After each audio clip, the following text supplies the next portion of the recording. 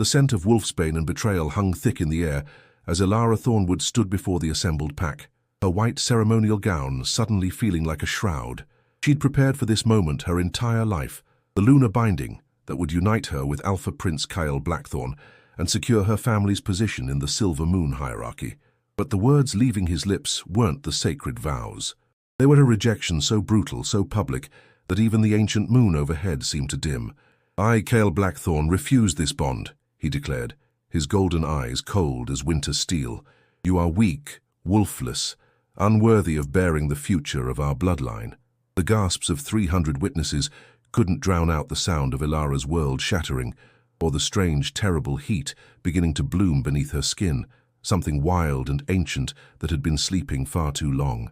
The Silver Moon Palace rose from the mountainside like a crown of stone and starlight, its towers piercing the perpetual mist that shrouded the Lupine territories.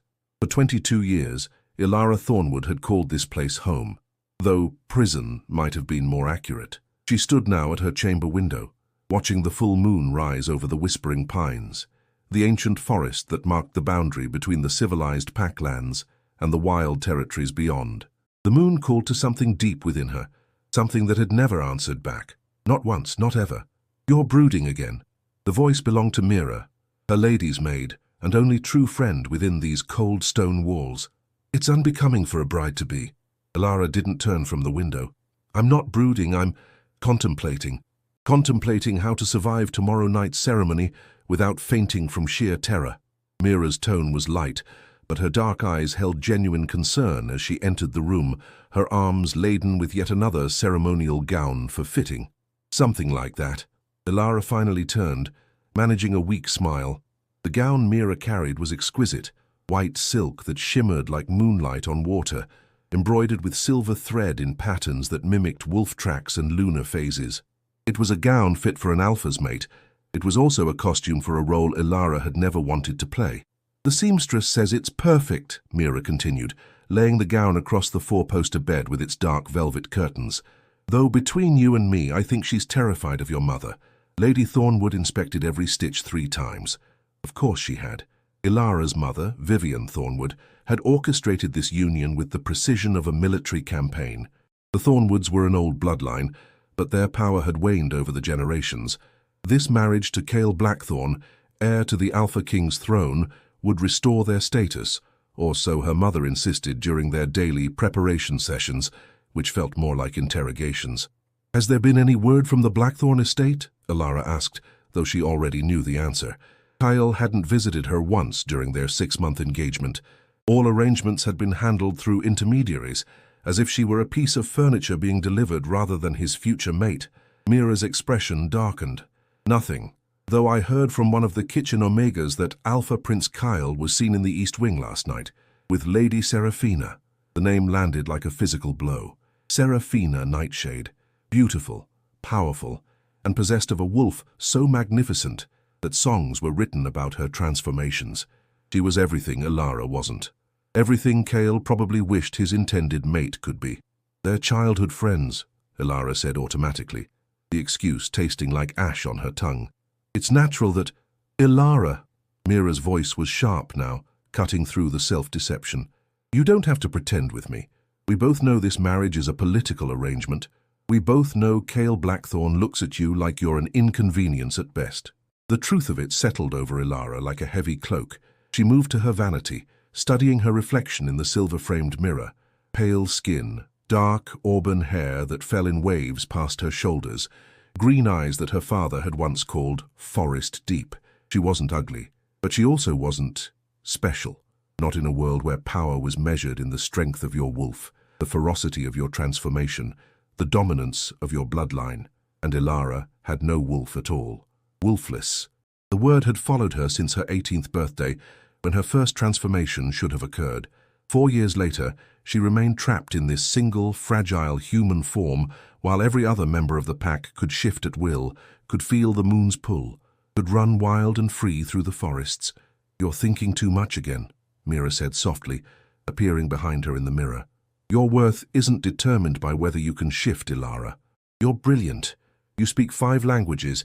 You've read every book in the palace library. You understand pack politics better than most of the Alpha Council. none of which matters to an alpha who needs a strong mate to bear strong heirs. Elara's voice was flat. I've heard the whispers, Mira. The pack thinks I'm cursed.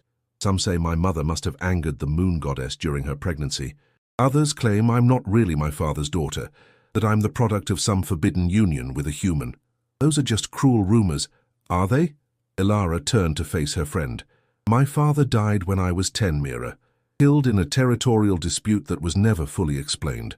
My mother remarried within a year to a beta who treats me like I'm invisible, and now I'm being married off to a man who can barely stand to be in the same room as me. Tell me, what part of my life suggests I'm anything other than cursed? Before Mira could respond, a sharp knock echoed through the chamber. The door opened without waiting for permission. It never did. And Vivian Thornwood swept in like a winter storm given human form. Elara, why aren't you dressed? The pre-ceremony dinner begins in an hour, and you look like you've been crying. Her mother's critical gaze swept over her, cataloguing every flaw. And your hair, did you even attempt to style it? I was just about to... Never mind, Mira, fetch Celeste. We need professional help if this girl is going to look presentable. Vivian moved through the room with practiced efficiency, adjusting curtains, straightening objects that didn't need straightening. She never stopped moving, as if stillness might force her to actually look at her daughter. Mother, I need to speak with you about tomorrow. Elara stood, gathering her courage like armor. About the ceremony. I'm not certain that Kael Blackthorn is the future Alpha King, and you will be his Lunar Queen. This union has been blessed by the Alpha Council and approved by the Moon Priestess herself. Vivian's voice could have frozen fire. Whatever doubts you're harboring, I suggest you swallow them along with your pride. But he doesn't want me. The words escaped before Elara could stop them. Mother, he looks at me with contempt. How am I supposed to build a life with someone who wishes I didn't exist? For a moment, just a heartbeat, something flickered in Vivian's eyes. Something that might have been sympathy, or regret, or perhaps just exhaustion, but it vanished as quickly as it appeared, replaced by the cold determination that had defined her since Elara's father's death. Love is a luxury, Elara. Power is a necessity. Vivian stepped closer, her voice dropping to a whisper that somehow felt more threatening than a shout. Do you know what happens to wolfless females in our world? They become servants, or worse. They're cast out to the human cities, stripped of their pack bonds, left to die alone and forgotten. Is that what you want? No, but then you will walk down that aisle tomorrow night. You will speak your vows. You will bind yourself to Kael Blackthorn, and you will give him heirs that will secure both your futures. And if he never loves you? Vivian's smile was sharp as broken glass. Then you'll join the ranks of countless other women who've survived worse. She left without another word, the door closing behind her with a finality that felt like a tomb sealing shut. Elara sank onto her bed, the beautiful white gown crinkling beneath her. Mira sat beside her, taking her hand in silent support. There has to be another way, Elara whispered. There has to be more than this. But as the moon rose higher outside her window, casting silver light across the stone floor, Elara felt the familiar emptiness where her wolf should be, the hollow space inside her that marked her as broken, as less than as unworthy. Tomorrow she would bind herself to a man who despised her weakness. Tomorrow she would become Lunar Queen of a pack that saw her as a liability. Tomorrow her gilded cage would simply grow larger, more ornate, more inescapable, unless something changed, unless the moon finally answered her prayers, unless the wild thing sleeping deep within her bones finally woke up. The grand hall of the Silver Moon Palace had been transformed into something from a fever dream. Thousands of white moonflowers hung from the vaulted ceiling, their petals releasing a sweet, intoxicating fragrance that made Elara's head swim. Silver candles lined every surface, their flames casting dancing shadows across the assembled witnesses. 300 of the most powerful wolves in the Lupin territories, all dressed in their finest ceremonial attire, and all of them were staring at her. Elara stood at the entrance to the hall, her hand resting lightly on her stepfather's arm.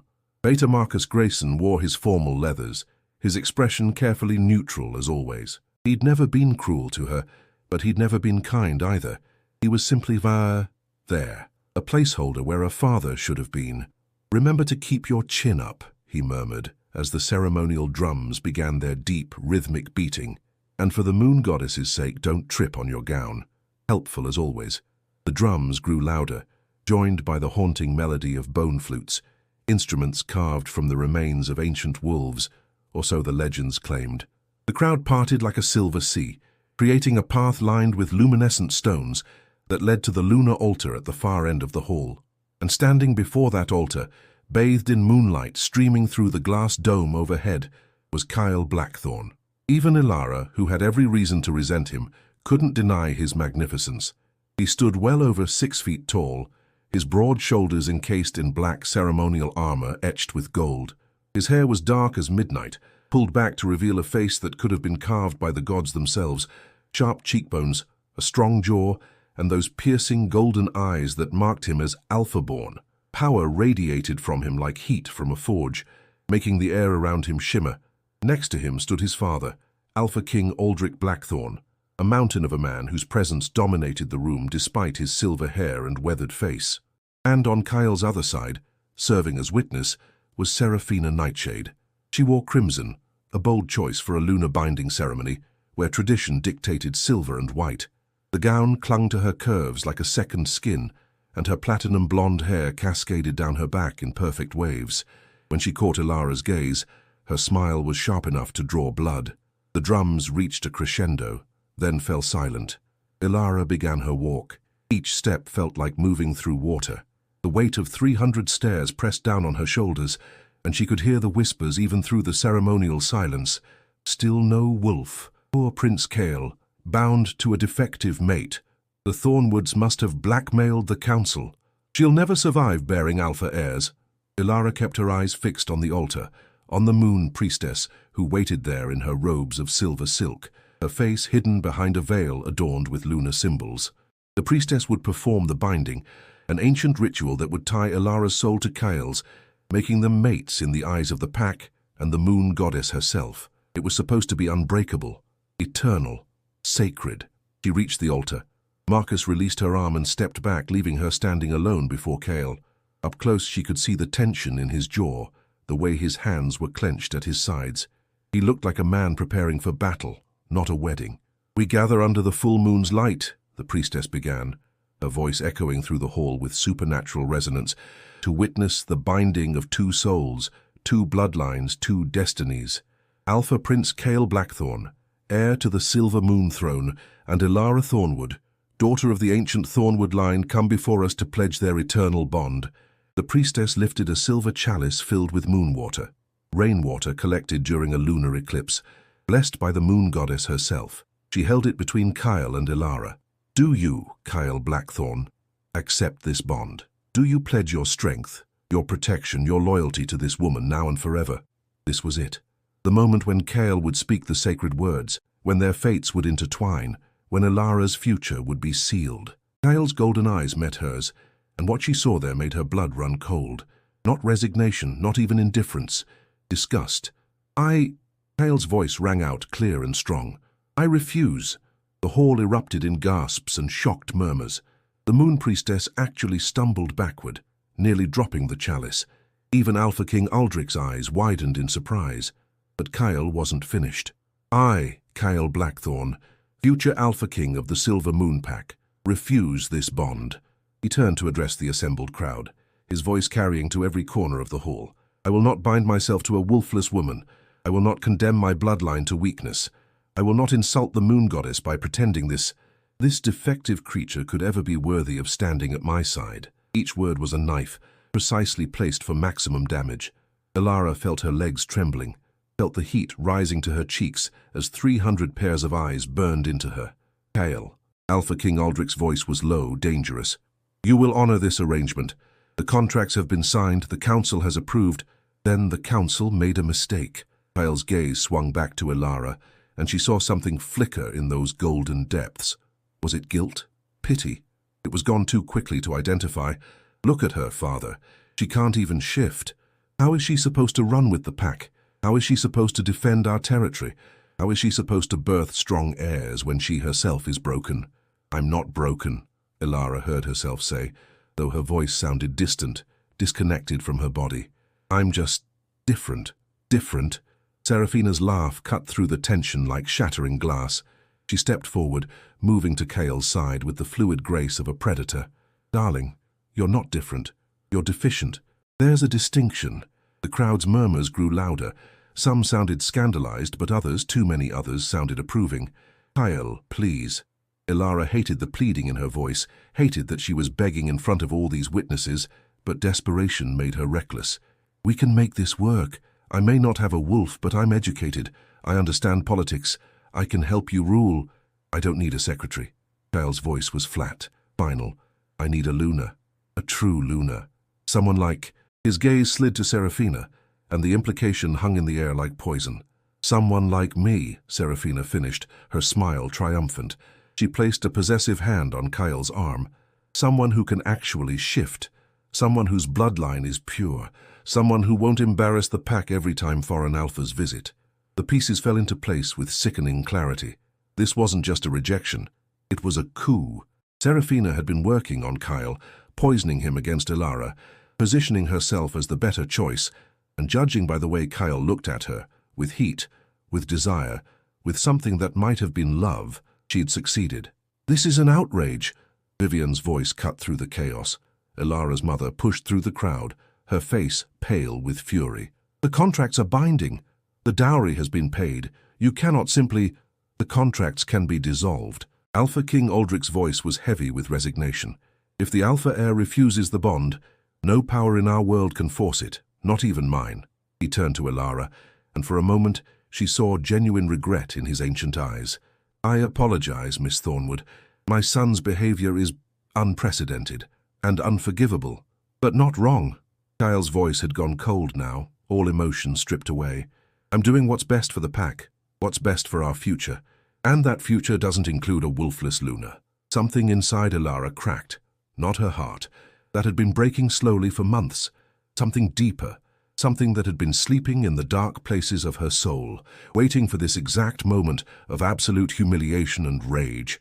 Heat bloomed in her chest, real physical heat that spread through her veins like wildfire.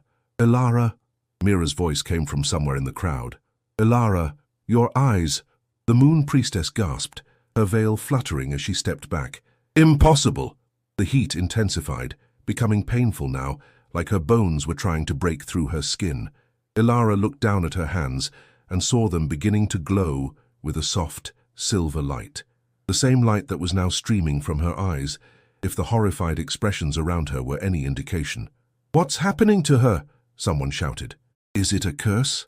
The moon goddess is angry, but Elara barely heard them. The heat had become an inferno, and with it came a voice, ancient, powerful, feminine, that spoke directly into her mind. Wake up, daughter. Wake up, and show them what you truly are. No, Kael breathed, his face going pale. It's not possible. The Thornwood line doesn't carry... His words were cut off by Elara's scream. It wasn't a scream of pain, though pain was certainly part of it. It was a scream of awakening, of something that had been caged for 22 years finally, violently breaking free. Silver light exploded from Elara's body, so bright that the assembled wolves had to shield their eyes. The moonflowers overhead burst into flame, silver flames that didn't burn but illuminated. The ceremonial gown tore as her body began to change, to shift, to transform, but not into an ordinary wolf. When the light finally faded, Elara Thornwood was gone. In her place stood a wolf the color of starlight, larger than any alpha in the room, with eyes that glowed like molten silver and a presence that made even Alpha King Aldrich take an involuntary step backward. The Moon Priestess fell to her knees, her voice trembling with awe. A lunar wolf, the first in 300 years. The Moon Goddess has marked her as chosen. Elara, the wolf that was Elara, turned her glowing gaze on Kael Blackthorn, and in that moment, with power thrumming through every fiber of her being, she understood the truth. She had never been broken. She had been waiting. The transformation lasted only moments, but it felt like an eternity. When Elara's consciousness returned fully to her human form, she found herself collapsed on the cold marble floor of the grand hall, wrapped in someone's cloak. Her body ached in places she didn't know could ache, and her mind reeled with the memory of what she'd just experienced. Freedom. Pure, absolute freedom. Don't move. The voice was unfamiliar, deep, accented, tinged with something that might have been amusement. Your first shift takes a toll. Trust me, I remember mine. Elara's vision cleared enough to see the man crouched beside her, He was older than Kael, perhaps in his early 30s, with silver-streaked dark hair and eyes the color of storm clouds. He wore the formal attire of a visiting dignitary, marked with the insignia of the Northern Territories, a wolf's head crowned with ice crystals. "Who?" Her voice came out as a rasp. "Lord Cassian Frostborn, Alpha of the Northern Territories, and apparently the only person in this room with enough sense to help you, rather than gawk." He glanced over his shoulder at the crowd, which had indeed frozen in various states of shock. "Though I can't entirely blame them. A lunar wolf. I thought they were extinct." "So did I," Elara managed, trying to sit up. The movement made her head spin, and Cassian's hand steadied her with surprising gentleness. "Easy. The first shift is always the hardest. Your body needs time to adjust to get away from her." Kael's voice cut through the hall like a whip crack. He stood 10 feet away, his golden eyes blazing with an emotion Elara couldn't quite identify. Anger? Fear? Something else entirely? Cassian didn't move. "I don't take orders from you, pup. Not in your territory, and certainly not when it comes to helping someone your pack just publicly humiliated. She's still under Silver Moon protection." "Is she?" Cassian's voice went cold. "Because from where I stood, it looked like you just rejected her in front of 300 witnesses. Which means by pack law she's no longer bound to your protection, or your authority." The truth of it rippled through the crowd. Elara saw her mother's face go white, saw the Alpha King close his eyes in what might have been regret. By refusing the bond so publicly, Kael had effectively severed Elara's ties to the Silver Moon Pack. She was, in the eyes of pack law, a lone wolf, which meant she was vulnerable, unprotected, fair game for any alpha who wanted to claim her. And judging by the predatory looks now appearing on several faces in the crowd, that fact hadn't gone unnoticed. "However," Cassian continued, rising to his full height and pulling Elara up with him, "if Miss Thornwood wishes, she could accept sanctuary in the Northern Territories. We have laws protecting lone wolves, especially those of exceptional bloodlines." "You can't be serious." Seraphina's voice dripped with venom. "She just manifested. She doesn't even know how to control her wolf. She'd be a liability." "A liability?" Cassian's laugh was sharp.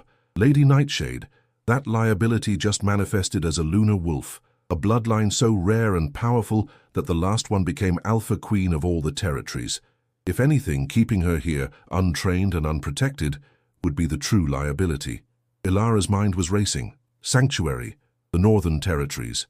Escape from this nightmare, from Kael's contempt, from her mother's disappointed stares, from the whispers that would follow her forever if she stayed. "I accept." The words left her mouth before she could second-guess them. "Elara, no." Her mother pushed through the crowd, her composure finally cracking. "You can't just leave. Your home is here. Your family. My family just sold me to a man who thinks I'm defective." Elara's voice was steadier now, strengthened by the lingering echo of her wolf's power. "And that man just humiliated me in front of the entire pack. Tell me, Mother, what exactly do I have to stay for?" Vivian's mouth opened, then closed. For once, she had no answer. "The girl has made her choice." Alpha King Aldrich's voice carried the weight of absolute authority. "And given my son's behavior tonight, I cannot in good conscience deny her the right to seek sanctuary elsewhere." He turned to Kael, his expression thunderous. "We will speak privately, now." Kael looked like he wanted to argue, but one glance at his father's face silenced him. As the Alpha King dragged his heir toward a side chamber, Elara caught Kael's gaze one last time. What she saw there made her breath catch. Not relief, not indifference, regret. Raw, desperate regret. But it was too late for regrets. 3 hours later, Elara found herself in a carriage heading north, away from the only home she'd ever known. Cassian had moved with impressive efficiency, arranging transportation, sending word ahead to his territory, even having Mira pack a trunk of Elara's belongings. Mira, bless her, had insisted on coming along. "You think I'm letting you face the frozen north alone?" her friend had declared, throwing clothes into a trunk with more enthusiasm than precision. "Besides, someone needs to make sure you don't accidentally shift and eat the locals." Now, as the carriage rolled through the dark forest, Mira dozed against the cushioned seat, while Cassian sat across from Elara, studying her with those storm-grey eyes. "You're wondering why I helped you," he said finally. The thought had crossed my mind. Elara pulled the borrowed cloak tighter around herself. "You don't know me, and taking in a newly manifested lunar wolf seems like it would cause complications." "Oh, it will." Cassian's smile was wry. Every alpha in the territories will be demanding to know why I've given you sanctuary. Some will claim I'm trying to strengthen my bloodline by binding you to my pack. Others will accuse me of political maneuvering. And are you maneuvering, I mean? Perhaps. He leaned back, his expression thoughtful. But mostly, I helped you because I know what it's like to be underestimated, to have everyone assume you're weak or broken or unworthy. His gaze grew distant. I was the youngest of 5 sons. No one expected me to become Alpha. But here I am. What happened to your brothers? They underestimated me. The words were simple, but the weight behind them suggested a story far more complex. The point is, Miss Thornwood, Elara, please. Elara, he nodded. The point is, I recognize potential when I see it. And you, whether you realize it or not, have the potential to reshape the entire political landscape of the territories. I just want to learn to control my wolf. Elara's voice was quiet. I don't want power or politics or... Too late. Cassian's smile was almost sympathetic. The moment you shifted into a Lunar Wolf, you became a political piece on a very dangerous board. Every unmated alpha will want to claim you. Every pack will want to ally with you. And every enemy will want to eliminate you before you become too powerful. The words should have terrified her. Instead, Elara felt something else stirring in her chest. That same wild, fierce thing that had awakened during her transformation. Then I'll need to become powerful enough that elimination isn't an option, she heard herself say. Cassian's grin was sharp as broken glass. Now you're thinking like an alpha. They reached Frostborn Keep just as dawn broke over the northern mountains. The fortress was carved directly into a glacier, its walls gleaming with ice that never melted, its towers reaching toward a sky so clear and blue it hurt to look at. And waiting at the gates was a woman who made Elara's breath catch. She was tall, nearly as tall as Cassian, with hair like spun moonlight and eyes that shifted between silver and blue like northern lights. She wore leather armor that looked both functional and elegant, and power radiated from her in waves that made Elara's newly awakened wolf sit up and take notice. Cassian. The woman's voice was cool as winter wind. You brought home a stray. Lyanna. Meet Elara Thornwood. Elara, this is Lyanna Frostborn, my sister and the Keep's Master of Arms. Lyanna's gaze swept over Elara with the precision of a predator assessing prey. The Lunar Wolf. I heard the rumors, but I didn't believe them. She circled Elara slowly, and it took every ounce of willpower not to flinch. She's untrained, weak, probably can't even shift at will yet. Which is why she's here. Cassian's voice held a note of warning. To train, to learn, to become what she was meant to be. And what's that? Lyanna stopped directly in front of Elara, close enough that their eyes were level. What are you meant to be, little wolf? The question hung in the frozen air. Elara thought of Kael's contempt, of Seraphina's triumph, of 22 years spent believing she was broken, and she thought of the moment her wolf had finally awakened, the power, the freedom, the absolute certainty that she was meant for something more than a gilded cage. I don't know yet, Elara said honestly, but I'm going to find out. For a long moment, Lyanna just stared at her. Then, slowly, a smile curved her lips. Not warm, but approving. Good answer. She stepped back, gesturing toward the keep's massive doors. Welcome to Frostborn, Elara Thornwood. Try not to die during training. I hate wasting time on corpses.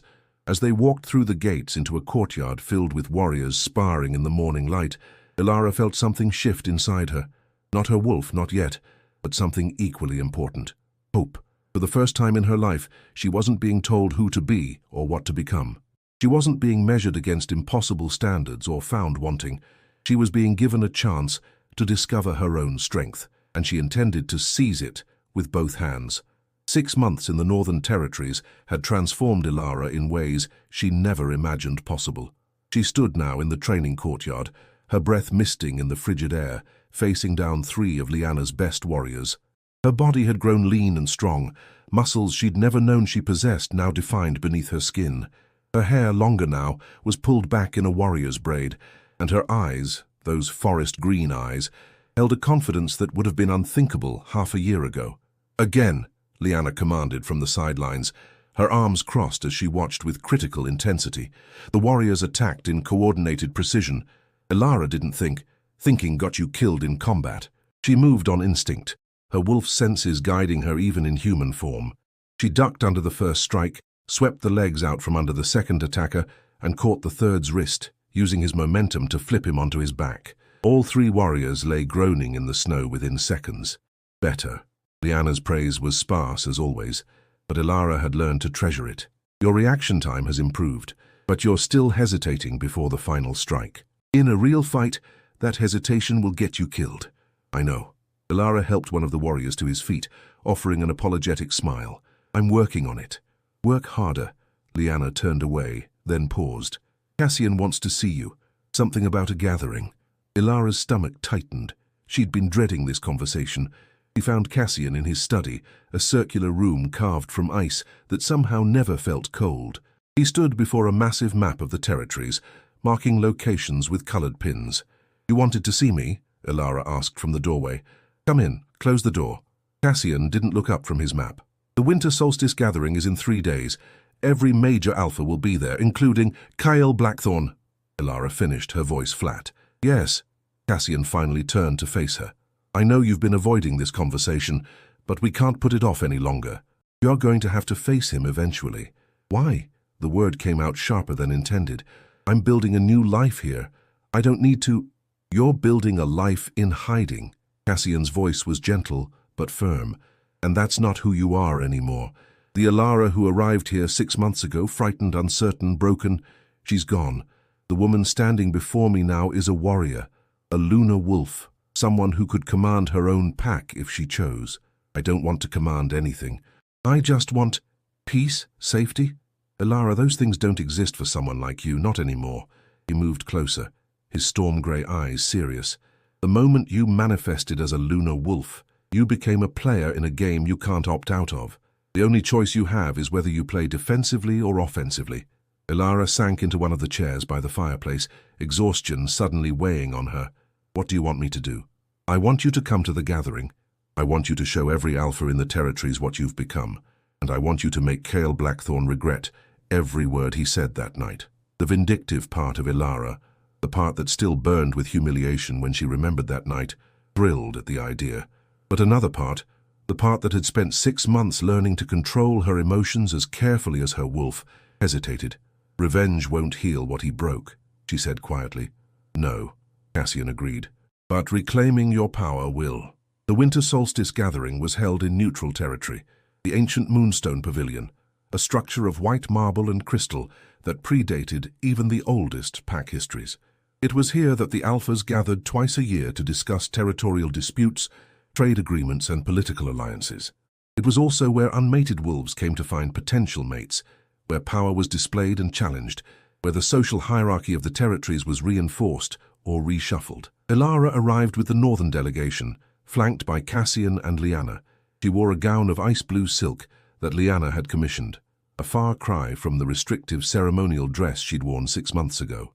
This gown was designed for a warrior, elegant but practical, with slits that allowed for movement and a neckline that displayed the silver pendant, marking her as under frostborn protection.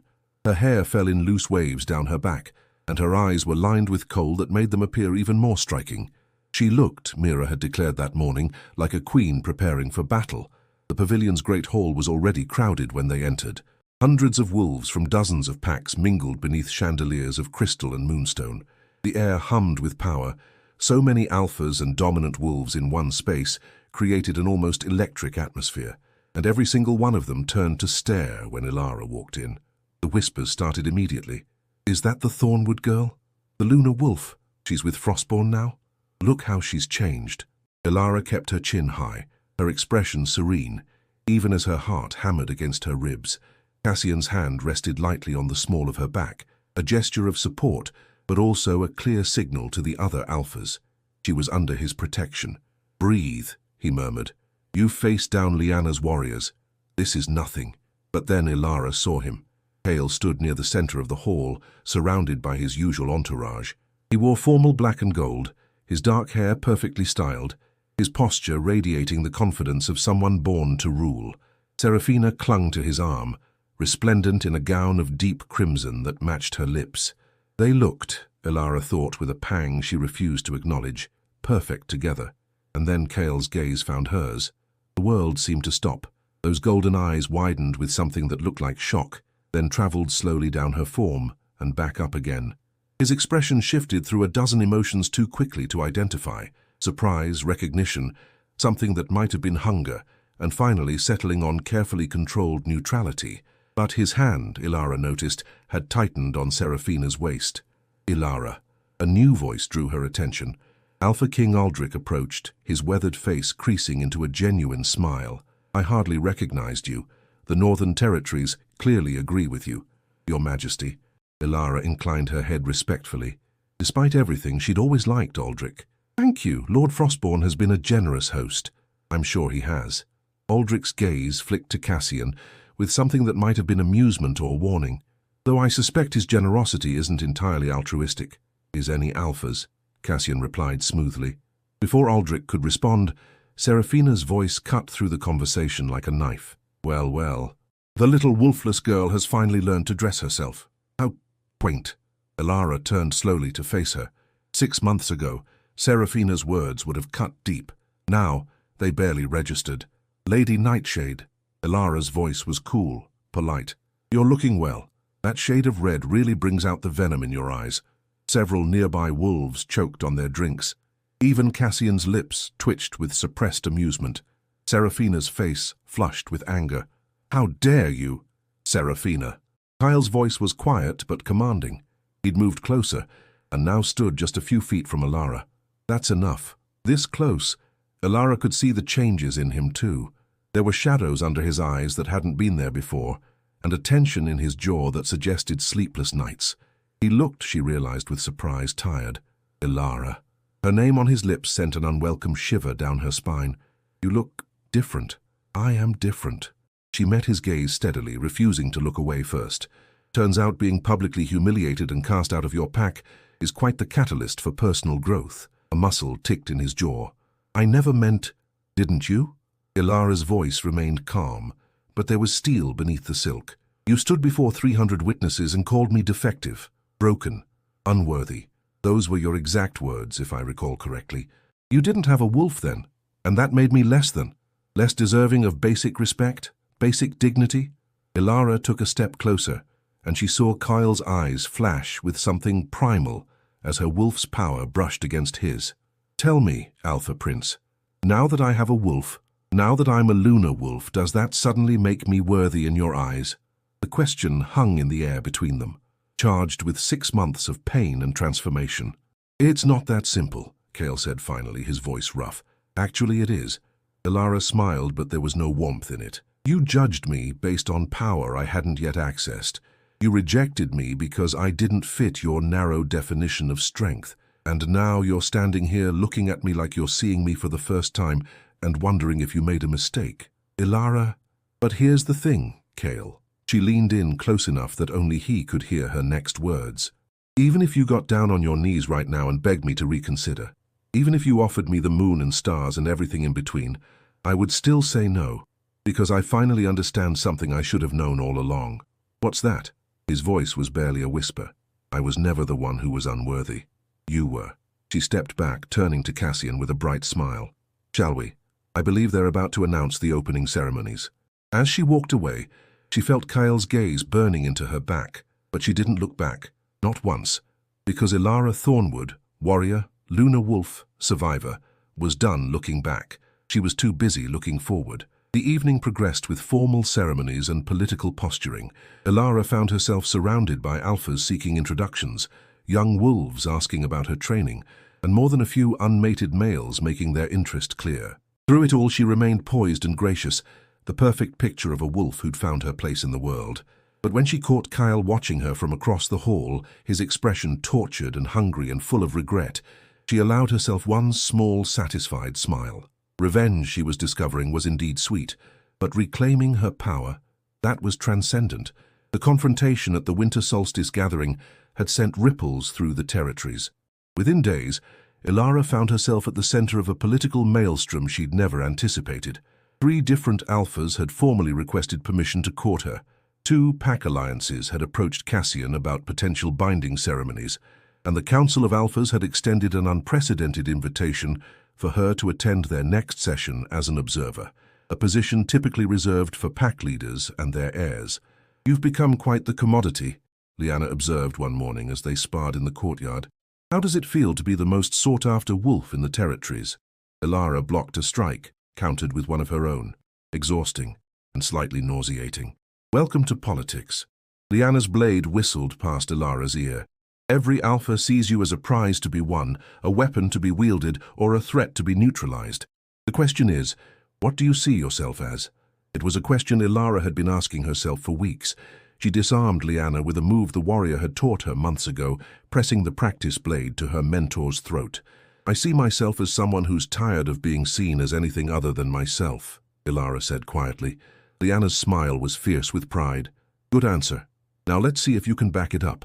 The summons came that afternoon, not from Cassian or the council, but from someone Elara had been half expecting and half dreading.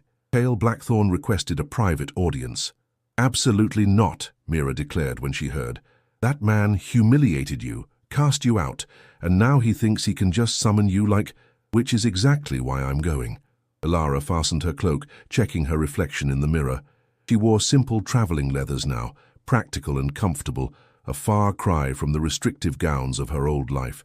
"I'm not the same girl he rejected, Mira, and it's time he understood that fully. Then I'm coming with you." "No." Elara's voice was gentle but firm. "This is something I need to do alone." The meeting place Kael had specified was neutral ground, an ancient grove on the border between Northern and Silver Moon territories. Elara arrived first, her wolf senses alert for any sign of ambush or deception. But when Kael emerged from the tree line, he was alone. He looked worse than he had at the gathering. The shadows under his eyes had deepened, and there was a haggardness to his features that spoke of sleepless nights and internal torment. When he saw her, something in his expression cracked. "Elara, thank you for coming. You have 10 minutes." She remained standing, her posture relaxed but ready. "Speak." Kael flinched at her tone. I don't know where to begin." "How about with an apology?" The words came out sharper than intended. "Or is that beneath an Alpha Prince?" "Nothing is beneath me when it comes to you." He took a step closer, and Elara's wolf stirred warningly. He stopped immediately, hands raised in a gesture of peace. "I was wrong. About everything. About you. About what makes someone worthy. About what strength really means. You're 6 months too late." "I know." His voice cracked. "Elara, I've replayed that night 1,000 times. The look on your face when I rejected you, the way you stood there while I destroyed you in front of everyone, it haunts me. Every single day." "Good." Elara's voice was cold. "You should be haunted. Do you have any idea what you did to me? Not just the public humiliation, though that was devastating enough. You made me believe I was broken, Kael. You confirmed every horrible thing I'd ever thought about myself. I know, and I'm not finished." Power rippled through her words, her wolf rising close to the surface. "You judged me based on something I had no control over. You looked at me and saw only what I lacked, never what I possessed. And then, when I finally manifested, when I became the Lunar Wolf, suddenly I was worthy of your attention again." "It's not like that." "Then what is it like?" Elara demanded. "Explain to me how this isn't just about power and politics. Explain how you're any different from every other alpha who's suddenly interested in me now that I'm valuable." Kael ran a hand through his hair, frustration and anguish warring on his face. "Because I knew you before. Because I saw you in the palace library, reading by candlelight when you thought no one was watching. Because I heard you singing to the Omega children in the gardens. Because I watched you stand up to your mother with quiet dignity, even when she tore you down." Elara's breath caught. You noticed those things?" "I noticed everything about you." His voice dropped to barely above a whisper. "And that terrified me. Because I was supposed to marry you out of duty, out of political necessity. I wasn't supposed to actually care, but I did. I do. And when everyone kept telling me you were weak, that you'd be a liability, that I'd be shackling myself to someone who could never truly be my equal, I believed them. I let their voices drown out what my own heart was telling me.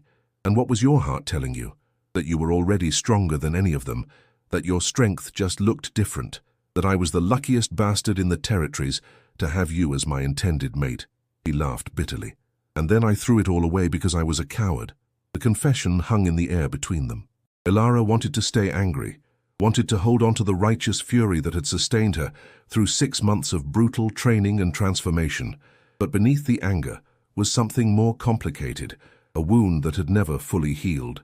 "What about Seraphina?" she asked quietly. Kael's expression darkened. Serafina was a mistake. She told me what I wanted to hear, made me believe that rejecting you was the strong choice, the right choice for the pack, and I was stupid enough to listen. Are you still with her? No. The word was immediate, emphatic. I ended things the night of the gathering.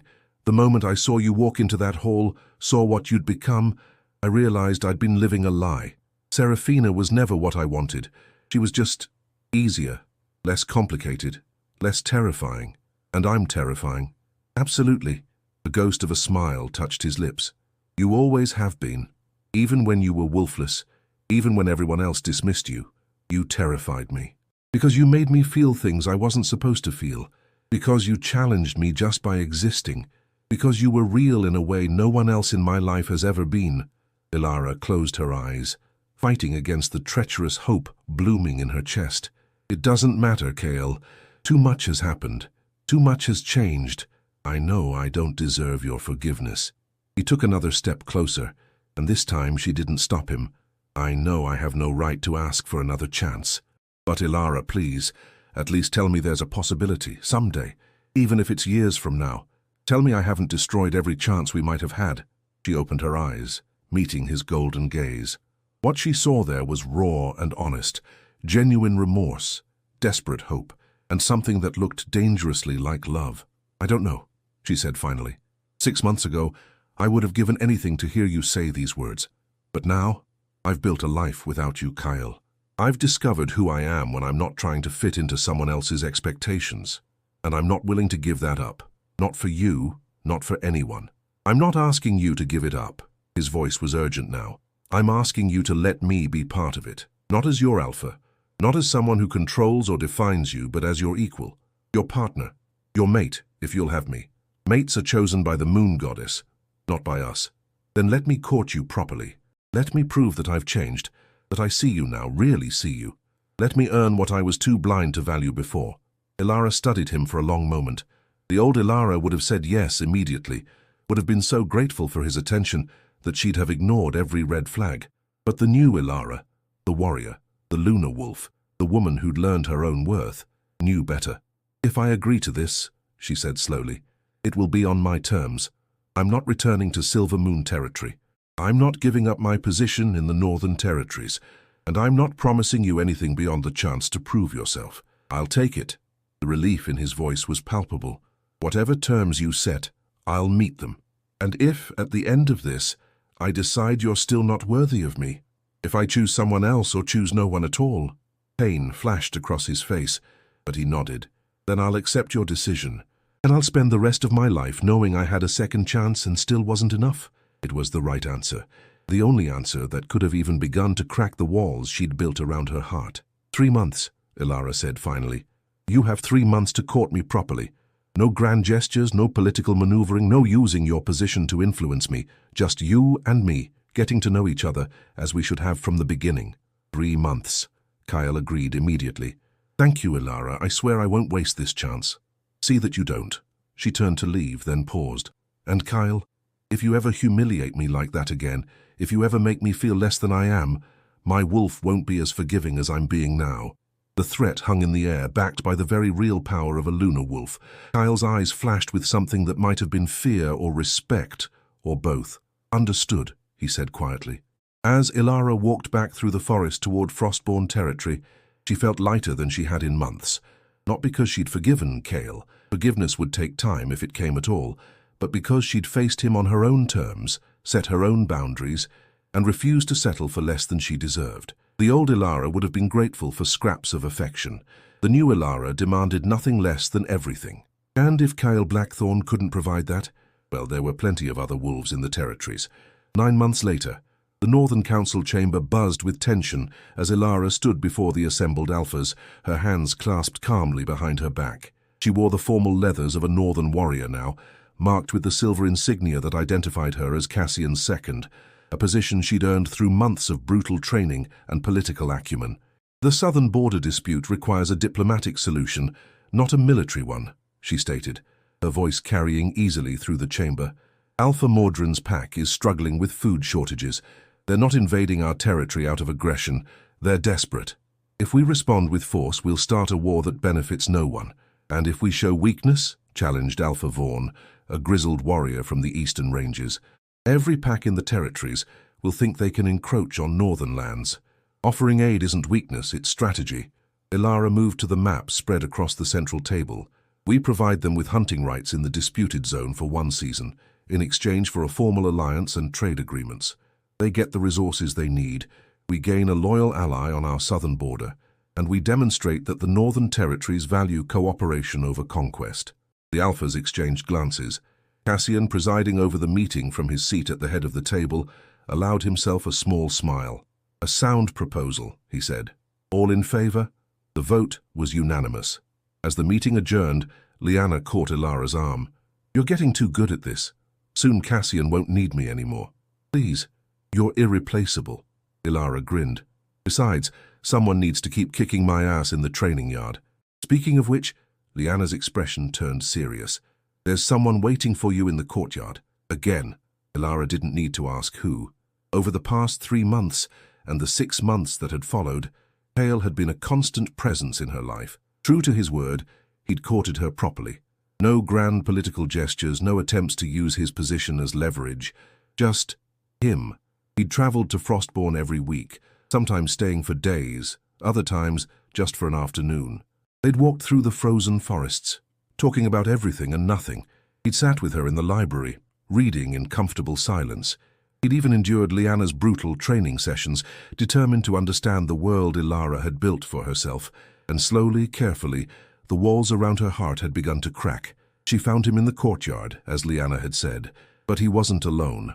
Standing beside him was a small figure bundled in furs, a child no more than 4 years old, with dark hair and golden eyes that marked him unmistakably as Blackthorn blood. Elara's steps faltered. Kael. He turned, and the expression on his face was complex, nervous, hopeful, and something else she couldn't quite identify. Elara, there's something I need to tell you. Something I should have told you months ago. The child peeked out from behind Kael's legs, studying Elara with solemn curiosity. This is Finn, Kael said quietly. My son. The world tilted. Elara heard the words, understood them intellectually, but her mind refused to process their meaning. Your son? It happened before our engagement was even announced. A brief relationship with an Omega from a neighboring pack. She died in childbirth and His voice cracked. I've been raising him in secret, with the help of trusted servants. My father knows, but we kept it quiet because an illegitimate heir would have complicated the political situation. You have a son, Elara's voice sounded distant to her own ears. And you never thought to mention this during our 3 months of courtship, or the 6 months after. I was afraid. The admission came out raw. Afraid you'd see him as a complication, or a reminder that I'd been with someone else, or you'd think I wouldn't want to be a mother to another woman's child. Elara's voice sharpened.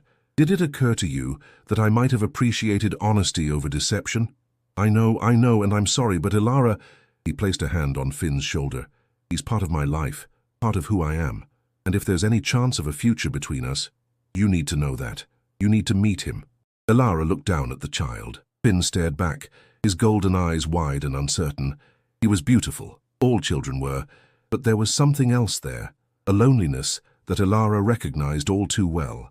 Hello, Finn, she said softly, crouching down to his level. I'm Elara. Are you the Lunar Wolf? His voice was small but clear. Papa says you're very strong. I am, and your papa is right. I am strong, she smiled gently. Are you strong too? Finn nodded seriously. I can shift already.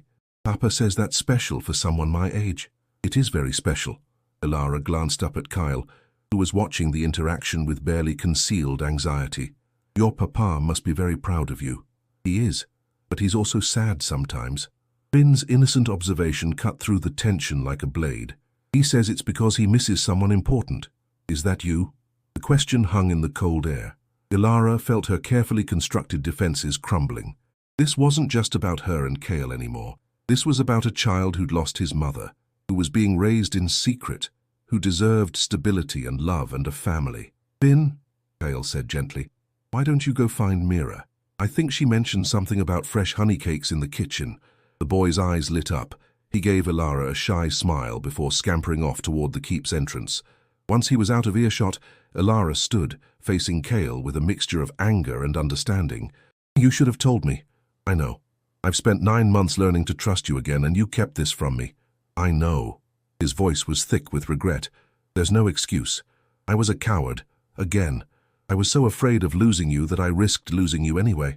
"He's beautiful," Elara said quietly, "and he deserves better than being kept as a secret." "I agree. Which is why—" Kael took a deep breath. "I've spoken with my father. We're going to acknowledge Finn publicly.